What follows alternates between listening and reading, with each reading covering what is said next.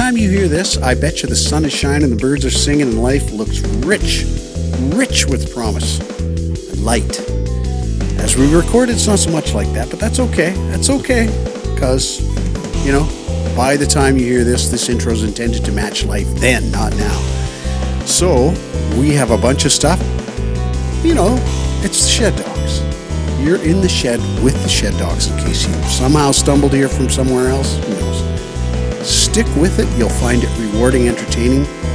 You'll probably love us, in fact, but don't tell people that. It's a little weird. Here we go. Where was the drainage when you guys came last? Been backfilled, I think.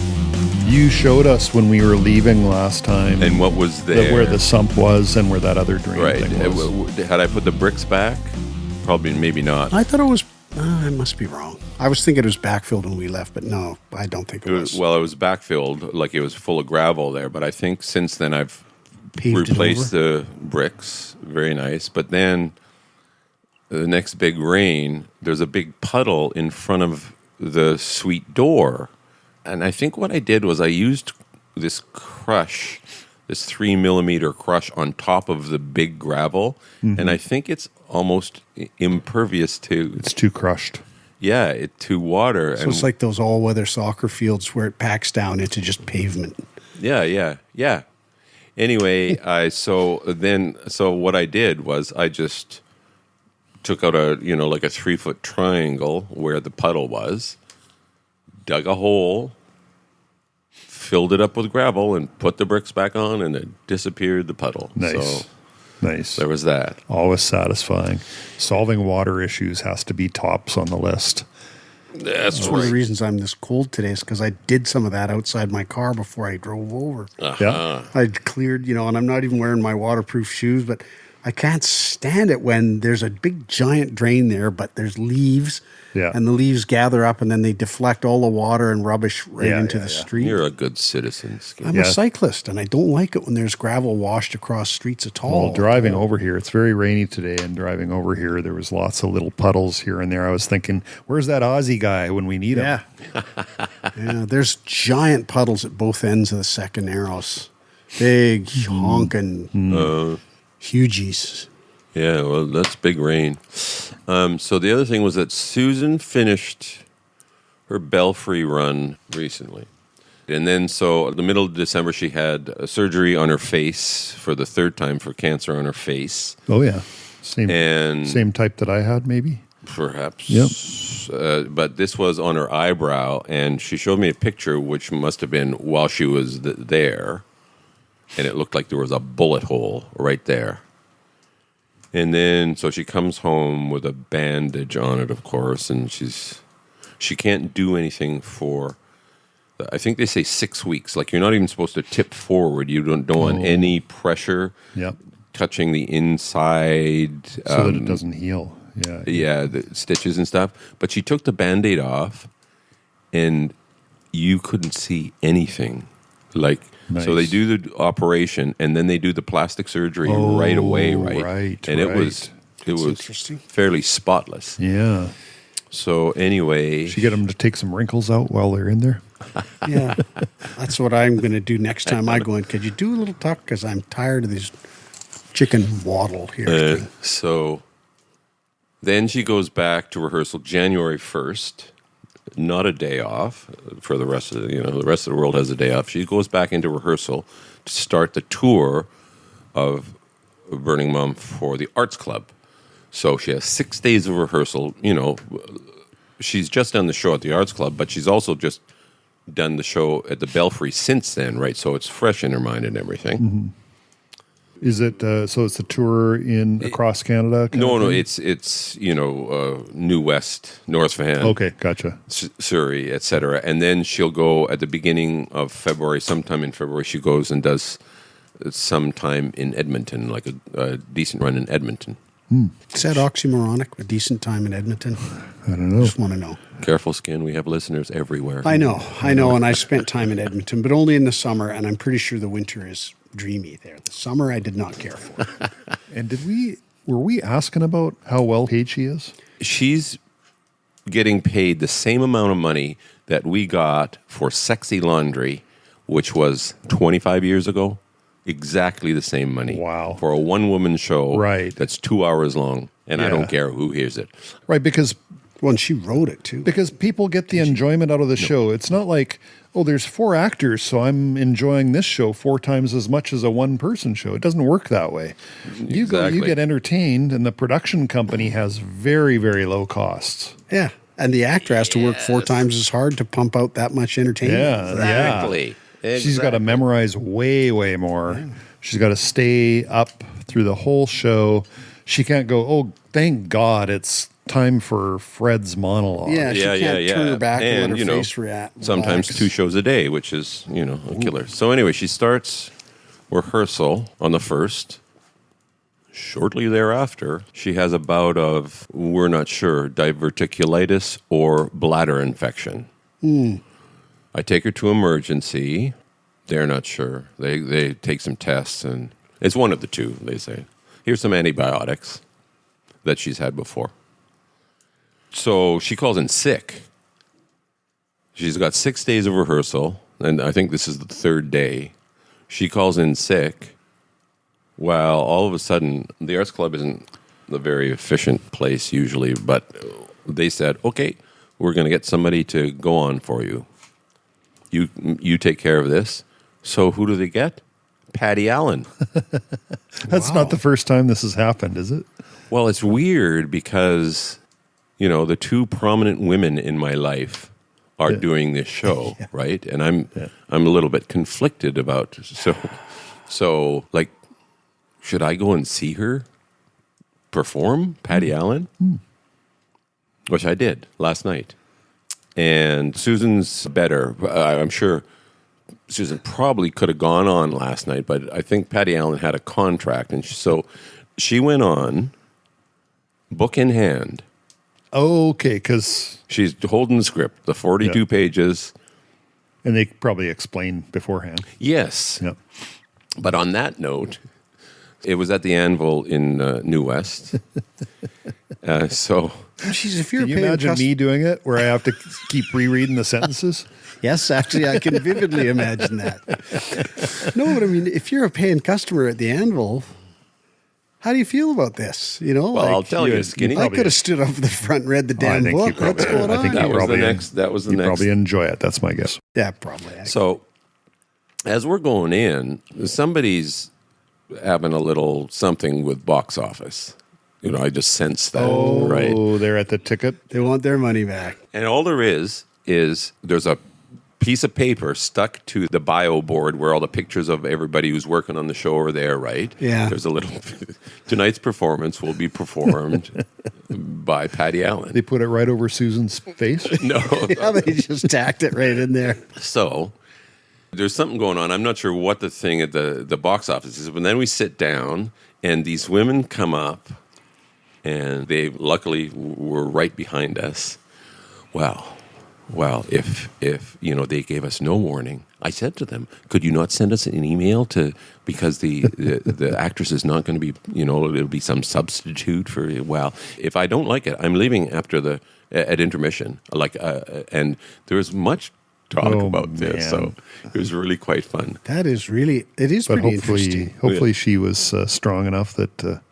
Well, so then Patty Allen comes on with book. And now people are getting really incensed. No, and they said, because of an emergency situation, we have a substitute actress tonight. They said that before the show, and I don't think there was really any reaction. I think people kind of knew that. Mm-hmm. I think the people who took our tickets kind of said, there's a substitute tonight, or whatever. Yeah. So she comes out on book, and she's doing everything that she's supposed to do, right? Like emotionally, and it's a journey and everything. And I'm way more relaxed because when I was there at opening night, I'm just thinking, how's Susan gonna be? Because I spent all that time running lines with her, right? So that she's off book.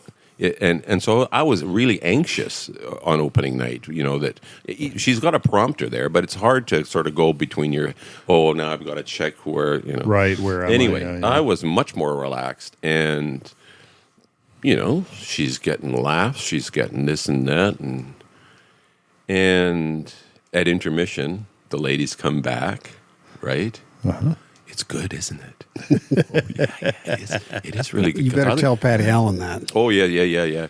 And she reiterated, because I would have left. She said, but no, it's good. It's I mean, good. I think that's kind of dumb, though. Eh? Like, you could leave.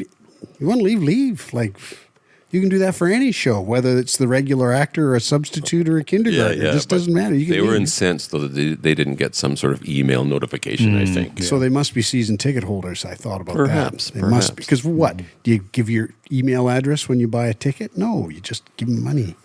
That's pretty. And man, Patty Allen must have been just sweating bullets before she went and did that. Well, I haven't had the debriefing yet. She I'll must explain why. Imagine how nervous she'd be. Yeah. So at intermission, I see the director playwright who has not been friendly with Susan. Oh, the tea. We're getting the tea, RJ. The Susan, you played that period there. It's a comma Oh, right. Yeah. So that level. on a 42-page monologue. You played it as a period and not a comma, and Susan's just fucking pulling her hair out. Right? So anyway, so she's there, which was surprised me because Patty Allen's just reading I thought, well, the director doesn't really need to be there or anything. Well, she got to count the commas. That's right. That's right. I just can't imagine. Oof. So Glad I don't have to ever know that. this is Patty Allen's last show. It ends at 4:30, and at 6 o'clock, I assume, Susan goes into tech. Because according to the equity contract, doesn't matter how much time is between the shows, there has to be a tech dress with the actress. So Susan is just going to go run the show, and she's in good enough hands. And as an aside, about a week ago, Susan's mom, who has had Alzheimer's or dementia for 20 years or so, gets COVID. The whole group home, wherever, everybody's got COVID. Oh, boy.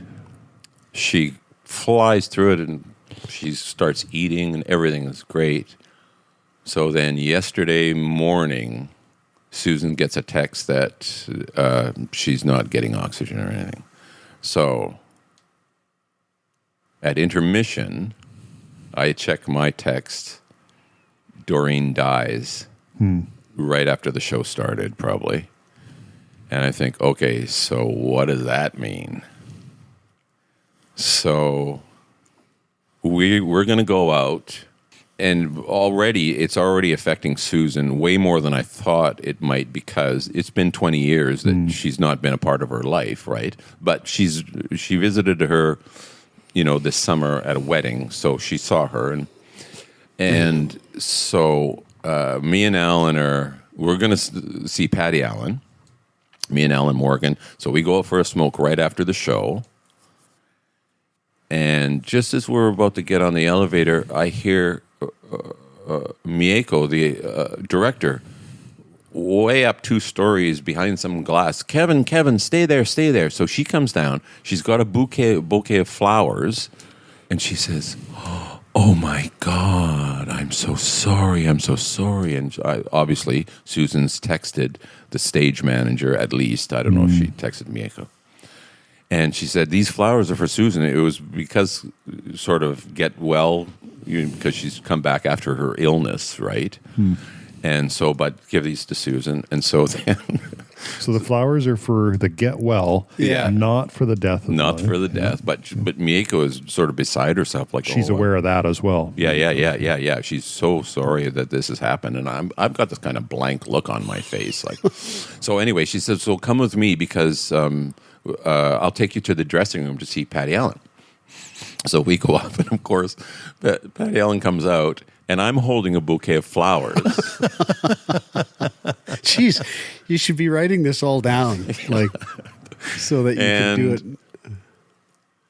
Wow. We can't debrief because Mieko is standing beside. She's right there. Yeah, so we're not going to discuss the show and the ins and outs of how everything fell into place and what happened and this and that.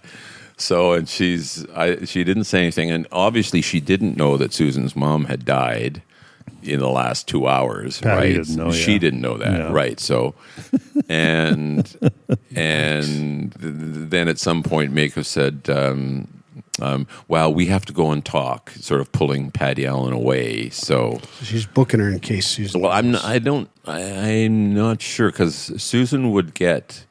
Normally, she would. I think you can like take 4 full days or something, bereavement or something. But she's so. Well, I don't know. Yeah. But it's sort of Stuff to deal with. yeah. But it almost doesn't matter because Susan will just go and do a tech run Wednesday, and she'll be fine, and then she'll do the show that night, and then carry on. This will be in Surrey by then. But anyway, so. That was... That's quite a story, though. Oh, and I just had an episode of what the internet tells me is binocular vision dysfunction. Seeing double? Well, I'm walking with a buddy, and I'm thinking, thank goodness, this is Boxing Day or the day after. And just all of a sudden, there's no noise or any warning or anything. Smell of smoke, burning toast. Exactly. Yeah. All of a sudden, if I'm looking at you, this eye's looking at you, this eye's looking over there. Oh, the Columbo look. And I'm thinking, what the hell is that? And I'm checking, and after a couple of minutes, I did notice that if I put my head down like that and kind of looked out the top of my eyes, it was fine. And it lasted for maybe 5 minutes all in all, and then everything went back to normal. So I Google it, and there's 2 things. What one is that binocular vision dysfunction. So I phone my... he's a cataract surgeon, so that's his specialty. But I went to him because... the last time I went for an eye exam, I had this pressure in my eyes, and she said, "You can't leave. I think I told you guys about this. You have to stay here." I said, "What?" "Well, you got too much pressure behind your eyes, so they have to give me some sort of drops or pills." Anyway, so I end up going to this guy, and I go and see him every 6 months. They check my pressure. I just had it done. So I phone his office, and I get a recording, and she said, "Well, our office isn't open until January 5th. And I thought, okay. And they give you an emergency number usually, or they tell you to check into the ER. Yeah, I think, but I think I'm all right. So on January 5th, I phone up the office again, and I get a recording, and I say, "I think I've had an episode of this. This is what happened. Tell me what I should do." Crickets. Since January 5th? Wednesday, I phoned back. That was a Monday. Wednesday, I phoned back. Get a recording? Just recording. Nothing. Not a, and I said in this one, like, what if I was driving when this happened? Nothing. And so on Friday... I don't like this. This is giving me anxiety just hearing this. On Friday, I text... my doctor or my doctor's staff, because they're impossible to reach, right? So I give them the whole little blurb in a text, and I said, is this guy maybe, do I need to see a different kind of specialist because he's a cataract guy and maybe he doesn't, but I just need to know. That's all I'm asking, who should I see? And so I from them, and that was Friday late, so this morning I get a text back from them and said, "Would you like to book an appointment with the doctor or a phone call?" And I'm thinking, well, either of those is going to be a week anyway, right before. Even a phone call takes some time. So I thought, whatever. So I phone cataract guy. Somebody answers. Wow. And I said, oh, hi, this is me, and this is my problem, and I left a voicemail on January 5th, and I didn't hear a thing from you, and then left another one on January 7th. Didn't hear it. Oh, we're so sorry. What is the problem? That's it. They don't explain. We got a plane crash. And Exactly. They're very used to this. Oh, I'm so sorry. Oh, Yeah. exactly. That's the script. So pretty shoddy office staff is what I'm hearing. They're all shoddy, though. Well, so I say, she says, well, hang on a sec. And what does she say? She says, well, Dr. Nathu doesn't do that kind of work. You need to see an optometrist. Great. That's all I need. Oh, hang on, she said. Well, at least that's quick. Optometrists, you can see same day. Yes, pretty well. yes. So, and then she says, hang on. Oh, you can see Dr. Nathu, but it will be a month or two before you can get it. I thought, well, Wow. But so, in the meantime, no more issues with your eyes? no. So as I'm walking, I just go by Ollie Quinn, where the optometrist who got the pressure and who said, you can't leave this office until you get something. Anyway, I have an appointment tomorrow. Okay. Fingers crossed. That's pretty. Well, Susan said a friend of Patsy, who she goes to the lake with, had some weird little thing happen to her eyes, and she thought nothing of it and carried on, and eventually went to whatever, an optometrist, ophthalmologist, and they said, you've had a stroke. Oh. I thought, oh, well, that's interesting. Interesting. Yeah. And it just, fixes Yeah, because itself. it could be something, you think it's your eyes, but it could be the visual receptors that are the issue. But Anyway, then, yeah, we'll find something out tomorrow, won't we? we will find out. Sorry for the anxiety skin. No, that's okay. Well, none of those. Like, if you have had a stroke on January 1st, would you say it was? New Year's Day? Boxing Day. Boxing Day. So it was 10 days before I even Yeah. tried to make contact. And then after that, it's, there's something like I've had both my retinas stapled back into my eyeballs. Yes, I know. And other More people I than know. once, right? Boss stitch? Boss stitch staples? Yeah. Ka-chunka. And if you don't get it done, like, immediately, it'll come right off and never reattach, and that's that for that eye, right? Yeah. So eyes have those kinds of tendencies to just get away. Yeah. Dale, not a listener, has experienced for years. He has experienced, and I think he's almost over it. When he cuts his eyes to the right to look, his eyes don't track properly. Yeah. They just cross, and he can't really see. That's why I had to do the driving. I mean, I think we probably would have been in less peril if he had done the driving in Portugal, even with double vision, than having me do it. But the point is simply to just pawn people with eye problems off. It's kind of like I'm having massive chest pains. Oh, well, the doctor can see in about 4 months. Exactly. That's what I thought. Oh, I've got a strange growth coming right out of my abdomen. Well, the doctor can see. It's got 2 eyes and teeth. Yeah. And this is also why on CBC they have a program called White Coat Black Art, and I think it's called. It's just some doctor guy who talks about doctory stuff.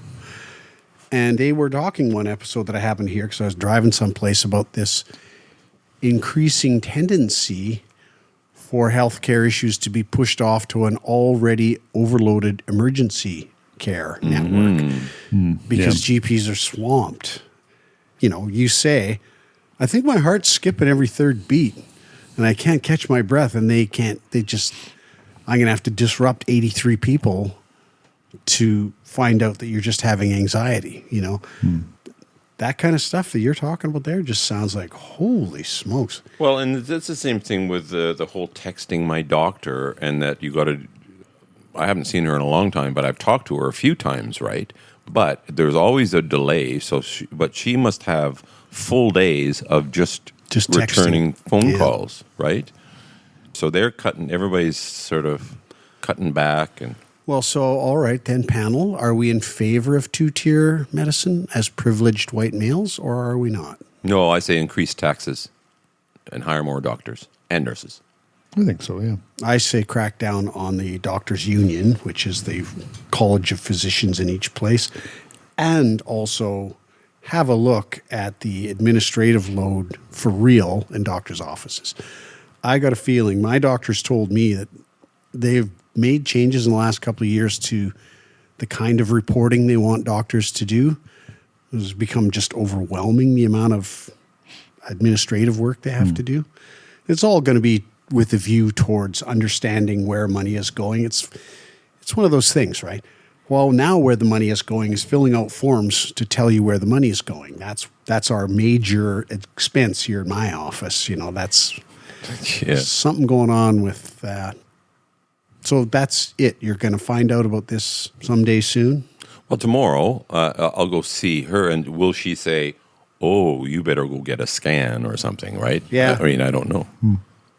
Or this is common, or... Well, that's a good PSA, though. Yeah. Optometrist first, because you get immediate service. Yeah. And Actually, then even if they do a referral, that might get you in quick to somebody else. Well, I did get an email instant before I even got home from my walk that said emergency appointment. That was the title of it, right? So that's how they classified it. Yeah. And that's also a billing thing too, right? Yeah. Yes, it is. I mean, I would tend to just go to emergency because, again, with those couple of experiences, I don't know whether they were prep, but if you walk into a very busy emergency area and say, I've got little gray dots in front of my field of vision, you see somebody just immediately. You just go right to that. That's a very specific problem. Yeah, they'll have an eye specialist they might send your way right there in the hospital. But my thought is if you went in and said, I've had a sudden experience of double vision just out of the blue, I wonder if you wouldn't go to the top of the list. It's not subjective. It's not like chest pain. Like people will go in and say, I've got massive chest pain, and they got indigestion, right? Probably happens every day. But they see them pretty quick, though, don't they? Yeah. Yes. Yeah. And they determine that the guy's just misunderstood. But people don't go in every day and say, I've got little gray dots. They don't go in and say, I've got double vision. They don't do that stuff, right? Yeah. You either, so I think I'd do that just because it's so fiddly otherwise. It's not for the faint of heart. Getting old is not for the faint of heart. No. What's up with that anyway? But my art is coming along. That's another KJ reports is that. Had you seen the cabins before, Skinny? No. So those are, the one on the right is Susan's Christmas present. Actually, it's her birthday present that I said I would finish and frame for her Christmas present. Neither of those got done. And the one on the left is Lucy's. Lucy saw Susan's at her birthday and said, "Oh, I would like one of those." And then the one down below is Patty Allen's cabin. Oh, this one. Oh, yeah. Yeah, so we're Where's her cabin? Eastgate, Manning Park. I kind of like this color swatch thing over here with the fox on it or whatever it is. Patty Allen thinks I should frame that. I said that's where I, Well, it's check my. it's because it's got those dog or fox, whatever they are, figures on it. Yeah, That's why. yeah. I kind of like it. Those were my opening night cards in Ottawa for the Little Red Warrior cast. Anyway, I'm amassing a little bit of collection, and these are out just because if they're out, then they remind me that complete them, Kevin. What is the next step, Yes. KJ? Let's move forward, shall we, on this? Anyway, digging art, watercolors. Digging it. Good. That's my report, RJ. All righty. Unless I think of something else. Well, Sue and I did. Lee wrote us a note in which she said that she counts her coins on New Year's Day. She and Brian sit down, and they also do their disaster box. Yeah, I remember that. So Sue and I decided it's time to do our disaster box. Yeah, and the first thing to note is we have two of them. And I didn't even understand the difference between the two, and now I do. One of them's kind of classic disaster stuff, like a pry bar, for example. There's a crowbar in there. Nice. There's all kinds of, there's flashlights. There's The wind-up kind? no battery. Well, the kind with the batteries About that 50 are of now them. useful. First thing that was fascinating was that we went into all the flashlights. We had 4 of them. 2 of the classic old D-cell flashlights. Wow. 2 D-cells. You could hit people over the head. I was just going to say you can club intruders with them. Yeah. So I open it up, and those D cells are pristine, and they turn it on, and they actually work. That it lights the thing up, right? And then there's some AAA cell ones that are LED flashlights, and you turn those things on, and don't ever point them at your eyes, man. Those things are bright. Yeah. And they probably last longer than those old D cell ones. Yeah. And the batteries are pristine, just perfect. I even tested some of them. They're 1.56, which is like a brand new battery, you know? Oh, you did. What a guy. See, I have electric testers. I don't think I've ever used one on a battery to find it. And then we got the I spare. stick it in, and if it doesn't come on, then... And we got the spare batteries. They're still in their cardboard package with the plastic around With a it. date on them, right? And they got a date on them. I'm not sure what the date is, but they just had acid all over them. Oh. Like, so being inside these dry flashlights with nothing, the batteries just lasted, but the ones that are in the package are just damaged. And there was a second package, and I can't remember what they were, but they were damaged as well. So I wonder if the implication is that just having it loaded into the flashlight actually somehow does draw an infinitesimally small amount of current. I just assume it's because it's protected from all, it's just like there's absolutely no moisture in there, basically. But the testing thing, though, good job, because I actually just today was trying to figure out whether a AAA battery in my headphones, I'd got it out of the cupboard. Is it dead, or is my headphones screwed up? And I'm thinking, I never even crossed I have 3 battery testers, and I actually know where 2 of them are. Yeah. Didn't even cross my mind. You probably got a basic multi-tool as well, like the electrical multimeter. current measure. Yeah. I got 2 of those, and then Yeah. bonehead. So it actually had a piece of paper with an inventory of what's supposed to be in this kit, because I bought it when I was at like WCB in the 90s, I think.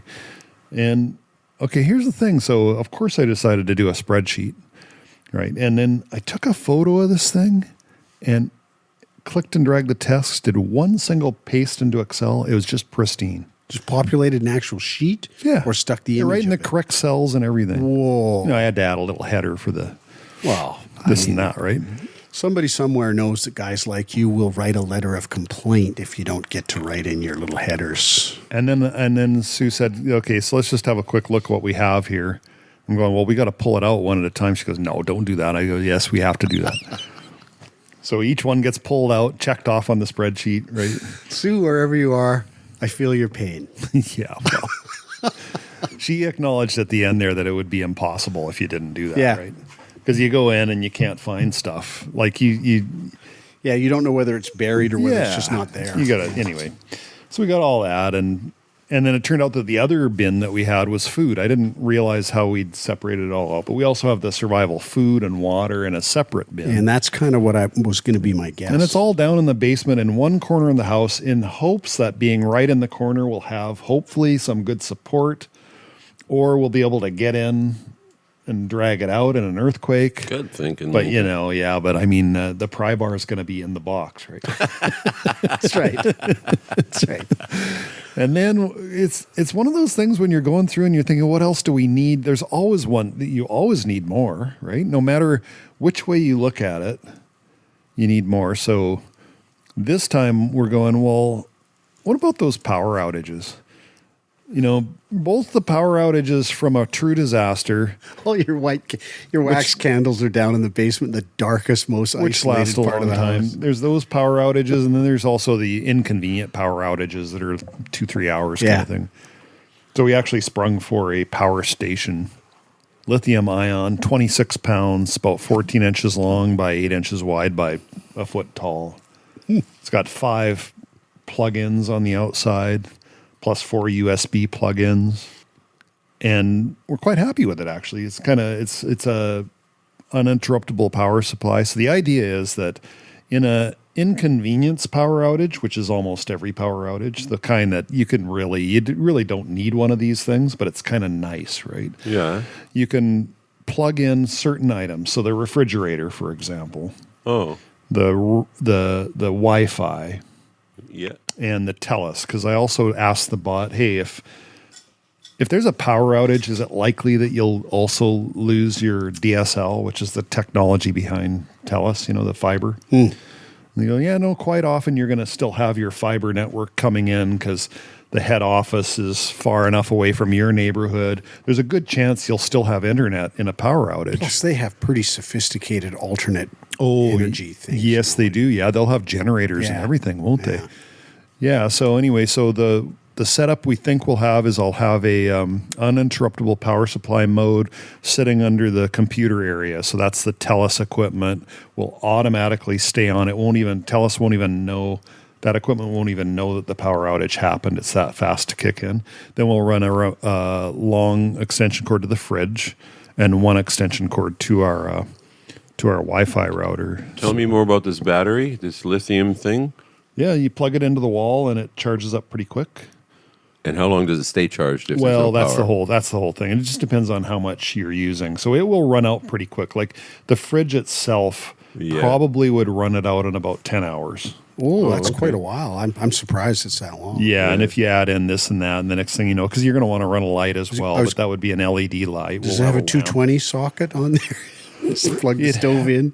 It has, it has one that will run at 2,000 watts. Oh. Which is, there's some appliances that are not in the 220 volt, but they'll still run a higher wattage. There's, like a heater, for instance. Well, a heater is 1,500 watts there you go. max, but yeah. I'm just thinking that we're thinking through the coffee makers and all that, and coffee is pretty expensive. And that got me thinking, you guys probably know the answer to this, and most of our listeners probably do as well. Our fireplaces still work in a power outage. There's an electronic switch we flip, but they're natural gas fireplaces. They come on because the flip of switch is just a tiny little electric circuit from the piezo or whatever you call that little piece of... it's a thermal coupler thing. So the pilot light. The pilot light, the warmth from that pilot light causes a tiny little electric signal to happen. When you turn on the wall switch, that tiny little electric signal makes its way to the valve. That valve is actually powered by the tiny bit of electricity coming out of this. Yeah, there's so it's not affected by a power outage. Yeah, it's not actually connected to the main power at all. But I thought, of course, the hot water heater, well, that's different. No. So I asked the bot, and the bot said, no. The regular natural gas hot water heaters are there's exactly the same. It says, you go look, you won't see any power coming into your hot water heater. So I went downstairs and there's no wires coming into this thing. So I didn't realize. So you can run your hot water heater through a power outage. Yeah. If you're, if it's cold in the house and you feel like a nice hot bath, you can have one of those. Yeah. If you need to heat up some water, because using our little battery thing, a kettle actually uses 1,200 watts. You could probably make... It's a high usage, right? Yeah. So what you can do is turn your hot water up to as hot as you want to get it, and then finish the job in the kettle. Yeah. Nice. And then, the bot says the coffee that uses the least amount of electricity is boil some water and use a AeroPress or what do you call those? French presses like you do. Yeah. Bodum, yeah. Or just drip. Yeah, no, that whole business is pretty fun. That little switch thing. Like they rig it all up so that, it's a regular household switch on the wall. But yeah, it's just that tiny little, just a dribble of, I can't remember what it is, but it's so tiny. Yeah. So we're kind of covered now a little bit. I mean, if people are super into this and they have the money, you get a whole big battery bank right next to your electric panel, and it cuts in, and your entire house is powered. Yeah. But what'd the one you get cost you? $700. Ooh, doggies. That's what Lee cost us. Whew. Oh. Well, but I mean, it's super economical for that particular wattage and everything. But it's just a nice to have. Like, is $700 worth it? We only get one of these power outages every 2 years, right? Well, plus, it's quite stopgap, right? Like, it only goes you so far. Yeah. It's kind of interesting. It has a 12-volt adapter for your car, so if you run out while there's still a power outage, Sue's got her, nice. Prius plug-in. Of course, she Nice. can't plug in anymore, but she has a pretty good reserve of battery power in that thing that would charge this little battery. Plus, if you really need to, you can run your engine and Never thought of that. recharge this battery. You could run the engine on a regular car and do that. Yeah. Same thing. I never thought of that. So it's, it's highly imperfect. But the other solution is you get the whole house one, and then you're looking at $5,000 or $10,000 by the time you're done. And so we just wanted something basic to be able to. Well, even at highly imperfect, it's infinitely better than the system I've rigged up. You got candles. You got you. Well, so you have flashlights. You got Yeah, your but phone. what about? Yeah. Did you think about a little gas generator? Yeah, that's a good option. Really, it's just the hassle every year. You got to make sure and empty the gas out of it, and recharge with some fresh gas. Change out the gas. And You do have to start it up outside, you got to make sure it doesn't get stolen. but it Like it's just a. Yeah. It's not. yeah, and you might stock some spare gas because I think in a Yeah. well, of course, in the disaster, the gas stations are probably end up not being able to serve you as well. Yes, and that's why your spare gas would have to be changed out every year too. Yeah. One of those would cost a certain amount of money. Yeah, about $2,000. Yeah. Oh, there you go. Well, yeah. Is it more than that? Well, no, it's just various prices. It Yeah. depends. There's actually hybrid models, which you plug in and they have gas power, but you can just say, hey, just give me the battery part of it. Nice. Is it like a car hybrid? They must cost a pretty penny. Yeah, I think they're probably $2,000 and up, depending on how much power you want. But yeah, like the perfect one, you can have a natural gas one installed outside your house, and then that just runs. You're just using your natural gas. So have you guys submitted your invoice to Lee yet? Yeah, well, that's the thing is, Lee cost us a lot of money. I know. So just These letters can be costly. Sometimes submit, they're helpful. and I guess we should Who just knew? commit to pass on any of our other global, worldwide listening audience who ends up running out and spending $700 because of Lee's letter. Just let us know. I mean, I have all these Forward the impulses bills. I have impulses all the time. I think, hey, we could use this thing costs $1,200 or that thing. I know. And like, there's an automatic Sue filter, which is like, well, I don't really see the value of that, which is, truth be told, there's very little value to it, right? And for that reason, today you're not living under a bridge. It always surprises me when she says, yeah, we could use one of those. So yeah, let's do this, Yeah, I don't know. 700 seems high. I've bought. You can you can spend $300-$400. Yeah, You just get less storage. For each of the girls, I bought these batteries that Costco is selling, and they make them look like they're big, huge car-sized batteries things, but they're not. The actual lithium-ion battery in it fairly is about the small, size of 2 decks of cigarettes or something. It's not very big, but you can start your car with it. It'll crank a whole car engine over. Yep. And start it, which is kind of crazy. And it has USB ports and a couple other different kinds of ports. Has a air pump in it, so you can pump up your tires with Yep. it. And it was like $120 or something. And that thing could be used to recharge devices in the event of a power outage those quite things are readily. good. Yeah. It seems to last quite a while when you're just piddling away when you use it to pump up the tires and stuff. It doesn't really take much of the battery's overall capacity to put 20 pounds into your leaky tires on your Prius. But recharging it takes a while, and once it's done, it's done. Like, I don't think it has the capacity to be charged by your car. I don't think. I was going to ask you, though, as you were talking about the kit that you got back from WorkSafe way Yeah, back. I think it was, WorkSafe just had one of those days where some vendor came in and you could buy various sizes of these survival Yes. kits. The question I wanted to ask is, that was quite a while ago, and I wonder if there's been any evolution in the thinking as to what is vital in one of those kits. Totally. Because as we went through our checklist, for example, we realized the modern kits all have rechargeable flashlights, of course. Yeah. So I bought us 2 of those. Yeah. $11 each. And those ones are the brightest of the bright. Yeah. You turn those ones on, there's warnings right on it. Do not point this in the Yeah, I'll eyes, just right? say I bought a set of 3 of those from Costco a while ago, rechargeable headlight things. And the first time I turned it on, it was aimed at my face, and holy dying. Yeah, and you got to be careful aiming at other people too. Yeah, it was several minutes before the image came out of my retinas. It was just wild. Those are great because then we can recharge from this power station, right? Yeah. Because they're USB charging. So the old kit, has pig bladders and lamb's wool and stuff like that. Yeah, and the new kits have changed. I don't think there's going to be those D-cell flashlights anymore. I don't think so. I mean, those things were always useless. As a child, I thought they were great because they always worked. Why? Because the parents were constantly making sure that the batteries were refreshed. You'd have them in the tent in the yard. Yeah. And you'd be flashing, having fun with it. And you wanted to go to sleep pretty early because you're going to run out of batteries pretty fast. Yeah, I think the 2 D cells probably last an hour. Yeah, not very long. Or something like that. That's kind of fun, actually. I did wonder, though, wonder what they used to put in that use and modern science has since determined is completely idiotic to include.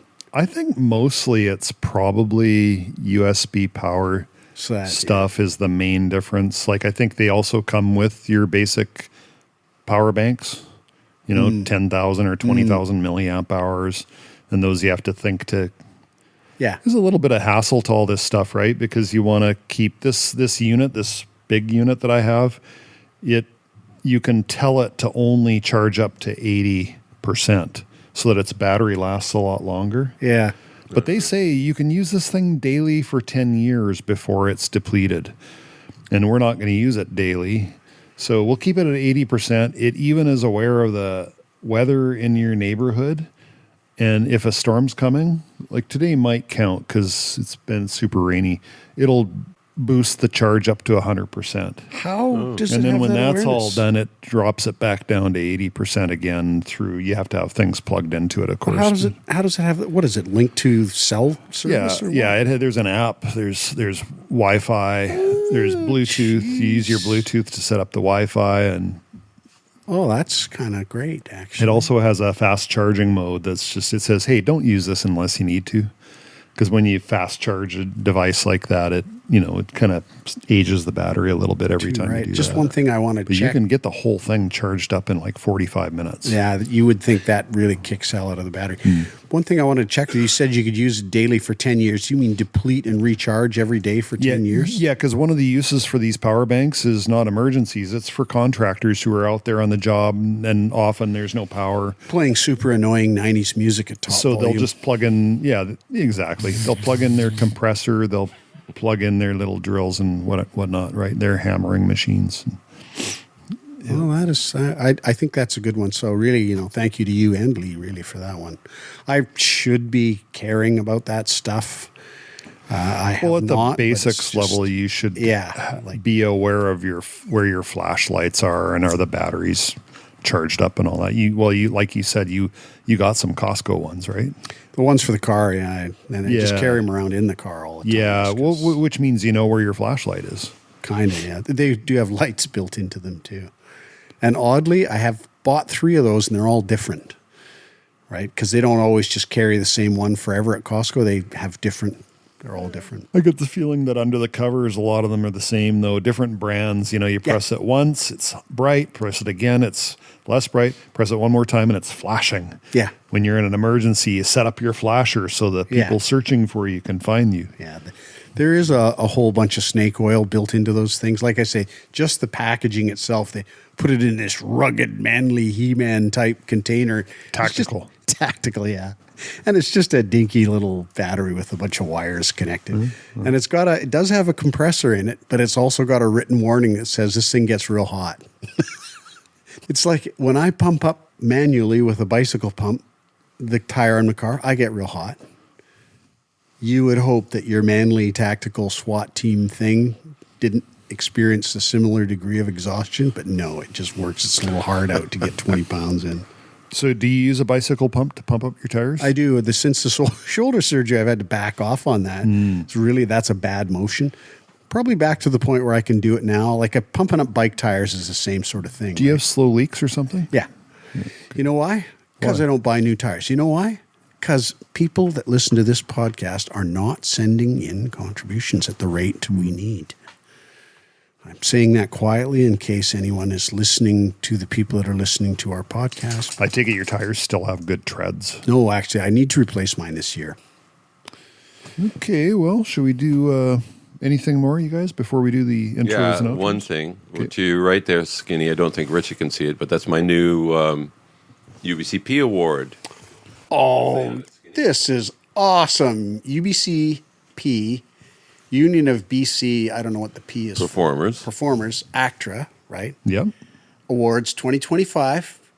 Best Short Performance, Kevin McNulty in attendance. I can put a link to the film. It's only 5 minutes. Do that. I think it's free for the taking. This thing is heavy. That's nice, isn't it? Solid diamond. I wasn't able to attend because that's the day when the awards were that I got sick. Oh. And that's the first time I've been sick since chemo. Since 2012. That's a long time. Not a cold, not nothing. And I'm pretty sure I got the flu, except I also got the flu shot, and I think I had a mild case of the flu comparably. It lasted 2 weeks. I think that is probably the case. Yeah. And in 2 weeks, you say? 16 days before. So do you cradle this sometimes, Mo? Well, I have to put it up in front of my toilet somewhere. That's what Corey says. Put them all just so you can sit there and, line them up. And in another report, I've been nominated for an Ovation Award, which are the musical theater awards, which you don't hear about West until Side Story. or West Side Story. Yeah. Which Nice. really surprised me. Nice. Yeah, so I think I will attend. I don't believe I would win, but I will attend on January 25th, I think, just to see, because a lot of West Side Story was nominated, of course. Oh, that's awesome. I think that's very awesome. And definitely, I think you should attend. Because just think how much fun it would be for you as a performer to do way more musical theater. Wouldn't you enjoy the daylights out of that or no? It was a non-singing role. However. But still. Yes. My point still stands, I think. You never know. I can still flash it around and say, well, Yeah. It was a musical. I do have a lot of experience in musical theater. In fact, you might not know this, but The end. nice. Very nice. When you said that it was for attendance, I thought, what, is this a participation trophy? He showed up to every film set. See, we already know how Rich is going to vote. His level of outrage was building at the idea that it was just a participation. He's fully voting Pierre. Sue sent me a note, and the Vancouver Rise just, it seems like they've fired their president. Did they not have a successful enough year? Well, I mean, they won the whole tournament. Sorry, I'm dealing with the city. There's a stretch on Willingdon near BCIT and over the freeway and all the way up to Low Heat Highway. Yeah. It starts way down on Mosscrop. Yep. So from Mosscrop to Low Heat Highway, there's a bus lane all the way down on the right-hand side, right? Bus lane and carpool. The carpool, it says 6. So it's got to be like a big van with 6 people. They're allowed to go there. Now that is about 8 city blocks or whatever. It's a long stretch, like it's more than 8 city blocks, but there's only major roads all the way down this stretch. At 2 points along the stretch in each direction is a single sign that used to say, EV OK. And it would have that OK symbol. Yeah. And I think they might have changed it because the province no longer requires an OK sign, but it still really is the same basic thing, EV OK. So there's only 2 places that sign exists. So it's a little unclear. Can you drive your EV all the way from Mosscrop to Lougheed? Or is it just for the 2 long stretches? One of them's in front of BCIT and one of them's somewhere else. Is that the only places you can use your EV? And then there's must turn right, and the must turn right say, except bus and HOV. Okay, well, does the EV apply to that? EV has to turn right. The other legit users can just go straight through. Right, and I just want clarity. So you tell me, guys, is this a clear question? Here's my question. There are 2 signs in each direction on the Willingdon bus HOV route saying EV OK or similar. My understanding is that EVs can drive the entire bus HOV lane from Moscrop to Lougheed and back, and may ignore the must turn right except buses and HOVs in various locations along that route. Please let me know. That's very clear. Not clear.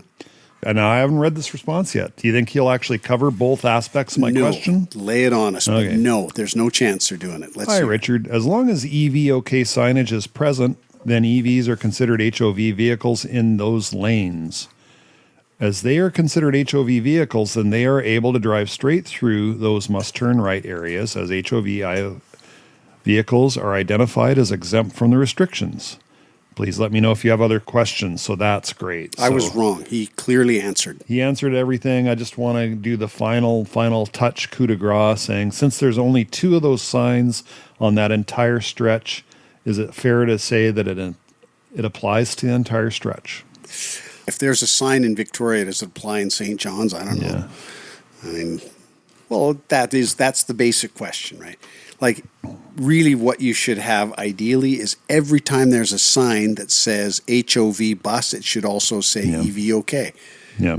Just whatever signage tells you to stay out of the damn bus lane. Must turn right except for buses, HOVs, and EVs. Just match it. That covers it. And then they lose the cost of having 2 extra signs. Yeah. Cost money's already spent, but just so that you know where to send the Gestapo when they're established here in Canada, I routinely violate the HOV lane when I get off Highway 1 at Willingdon on my way to Costco, the Willingdon Costco. Yeah. Everybody I don't does. come out of that lane because switching out of that lane and then 200 meters right back in again is just an unnecessary hazard. Yeah, I do that one as well. I just, on the overpass, and you just stay in there. Whatever judge I need to speak to when I get that ticket, because I do think it's crazy. So anyway. I got a question that may be stupid. Is a hybrid considered an EV? No, but a plug-in hybrid is. Oh, for heaven's sakes. Yeah. So come on, man. I'm doing my part. So Sue gets the OK sticker, which no longer matters. That also complexifies everything, right? Like, because there's no longer the stickers. Almost nobody's pulled the stickers off, probably for fear that the paint's going to come off too, right? So everybody's still got their stickers on, but brand new EVs are no longer bothering with the stickers because the province said, hey, don't bother. But this is a municipal signage. Yeah. Anyway, I don't suppose you guys have watched any of those reaction videos, the 2 where Karen cries. There's Cliff and there's Karen.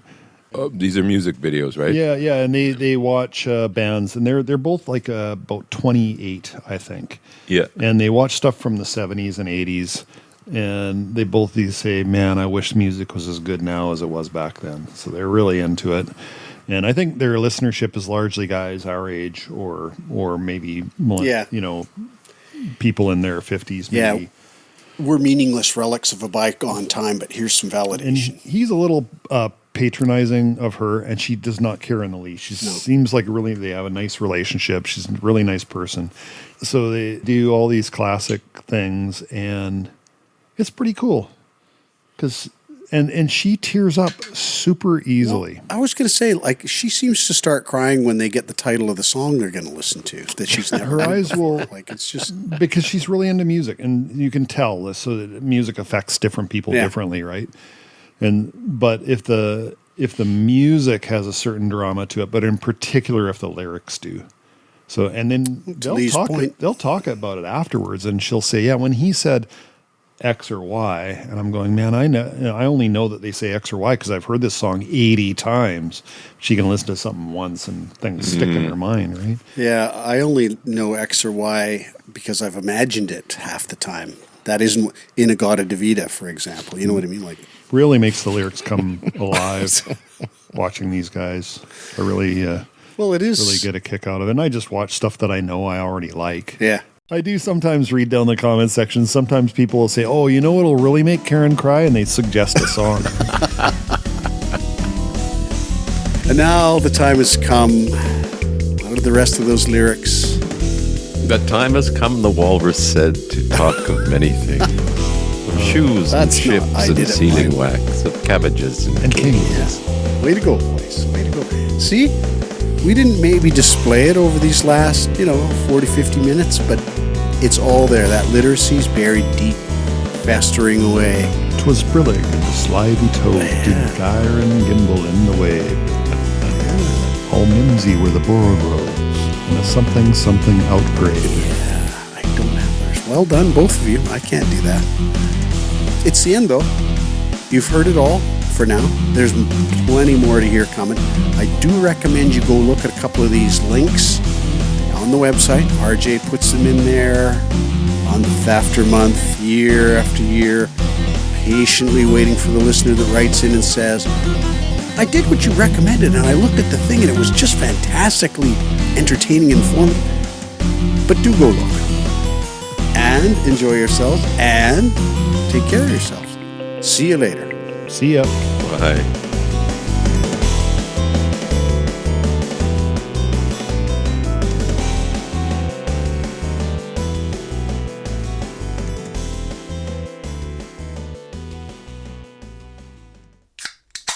All right. Oh, yeah. We did foosball tournament up in Mensch Cafe in North Van. And Griffin came to this one.